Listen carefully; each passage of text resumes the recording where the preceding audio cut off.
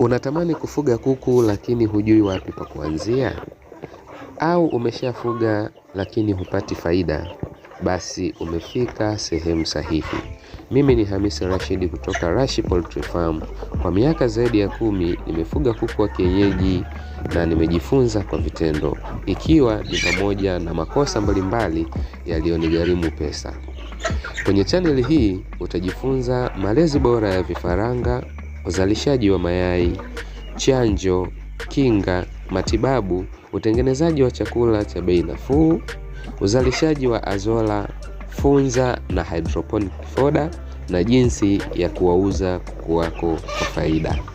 Subscribe kwenye channel hii, maana kila wiki kutakuwa na video mpya ya vitendo kutoka hapa shambani.